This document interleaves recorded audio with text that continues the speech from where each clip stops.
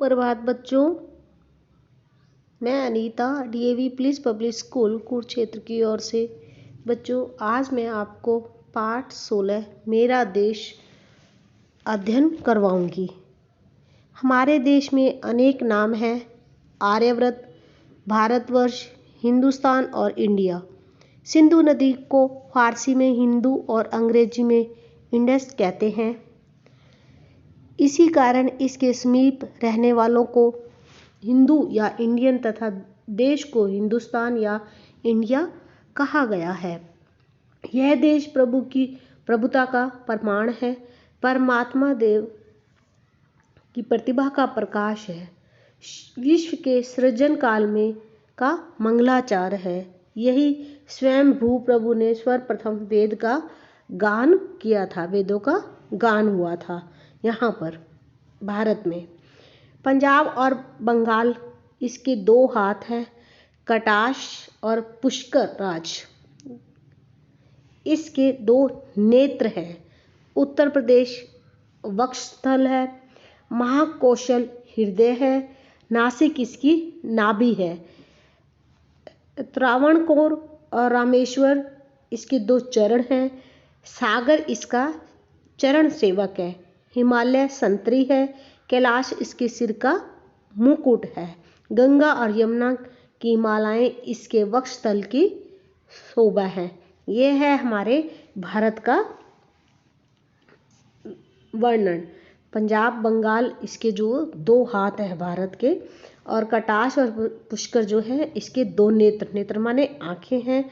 और उत्तर प्रदेश वक्षस्थल है, महाकौशल हृदय है, नासिक इसकी नाभि है, और त्रावणकोर रामेश्वर इसके दो चरण हैं, चरण माने पैर, सागर इसका चरण सेवक है जो उसकी सेवा करता है चरणों।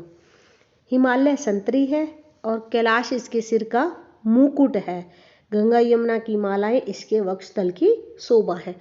संस्कृत, इतिहास तथा भूमि इन तीनों संप्रदायों के समूह का नाम राष्ट्र है। देश के पूर्व पुरुषों द्वारा निमित्त और परिपालित जीवन विधि को संस्कृत कहा जाता है। स्वदेश में पैदा हुए वीर पुरुषों की जीवन लीला का नाम इतिहास है। जिन्होंने हमारे देश के लिए वीर पुरुषों ने बलिदान दिए, वही हमारा इतिहास है। भूगोल का अर्थ स्वदेश भूमि की आंतरिक रचना का विस्तार है। इन तीनों से प्रेम करता है वह सच्चा राष्ट्र भक्त है। जो वीरों से प्रेम करता है, देश से प्रेम करता है, सच्चा राष्ट्र भक्त है। इस देश के सभी नाम इसके गुणों के प्रतीक हैं। आर्यव्रत इस देश की संस्कृति का प्रतीक है। भारतवर्ष इस देश के इतिहास का प्रतिनिधि है। प्रतिनिधि माने हमारे देश का पूरा गवाह है। ठीक है। हिंदुस्तान देश की भौगोलिक संज्ञा है। इंडिया अंग्रेजी राज का प्रतीक है। सृष्टि के आरंभ में इस देश का कुछ भी नाम न था, तथापि इस देश के रहने वाले इस देश को जननी जन्मभूमि अपने को आर्य कहते थे। आर्य शब्द का अर्थ है आस्तिक, श्रेष्ठ, गुणवान, आचारवान, गतिशील, एक ऐसा व्यक्ति जिसके जीवन में उद्देश्य सत्य और असत्य का विवेक, सुकर्म, सेवा और ब्रह्म ज्ञान की प्राप्ति हो। यानी कि वो हर चीज में गुणीवान हो, ब्रह्म ज्ञान हो। जैसा आकार हमारे देश का आज है, सृष्टि के आरंभ में इस आकार में से बहुत भिन्न था। भारत माता के इन दोनों हाथ पंजाब और बंगाल आज की अपेक्षा अधिक मजबूत थे। मुकुटमणि बद्री केदार अपनी वर्तमान अवस्था से भी अधिक ज्योतिमय थे। अच्छा पहला उनका था प्रकाश। इसका वक्षस्थल कौशल देश महाबलशाली था। हिमालय के गौरव का तो ठिकाना ही क्या, वह तो साक्षात मूर्तिमान गौरव ही था। वरुण देव इस प्रकार उसके चरण कमलों की सेवा में तत्पर रहता था। वह इस जननी जन्मभूमि के वक्षस्थल के साथ पुत्र के समान खेलता था। उन दिनों राजपूताना के स्थान पर सागर था। आज जर्मनी, इंग्लैंड, तुर्की, ईरान, अफगानिस्तान, यूनान में उन्हीं आर्य पुरुषों की संतान का निवास है जो हिमालय पर्वत से मध्य एशिया तथा यूरोप में जाकर बसे।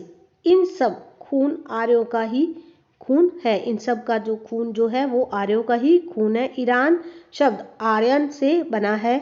ईरान के शाह आज भी अपने को बड़े गौरव से आर्य मीर कहते हैं। जर्मनी भी अपने को आर्य कहता है। स्वास्तिक को उन्होंने अपने राष्ट्रीय चिन्ह बनाया है।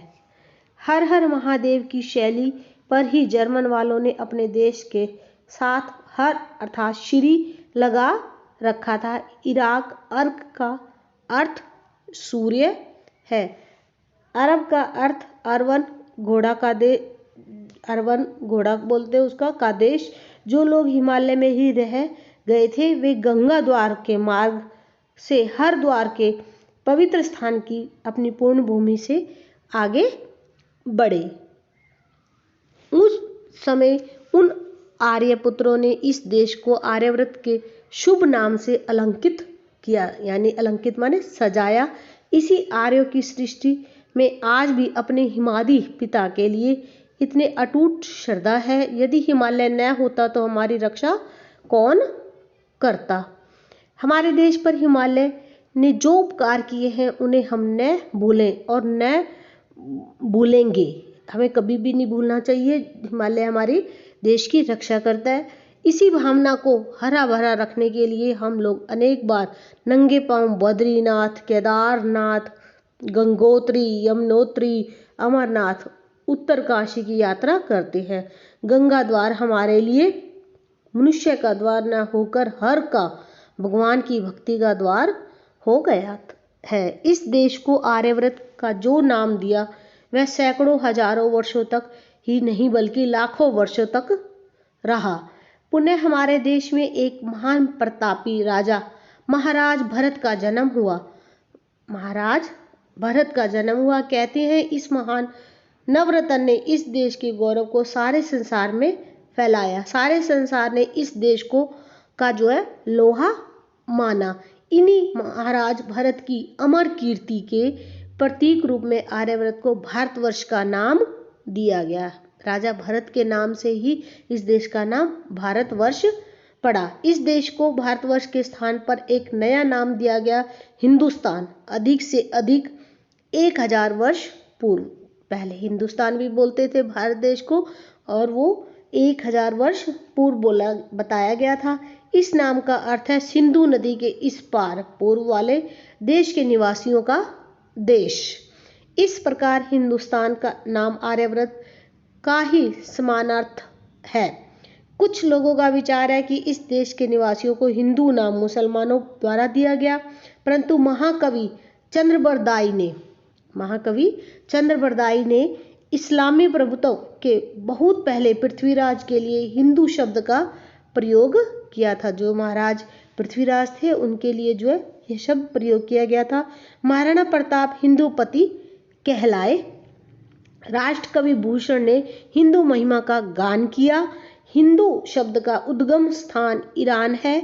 जिन दिनों ईरानियों ने हमें इस नाम से संबोधित किया उन दिनों ईरानी लोग मुसलमान नहीं बने थे।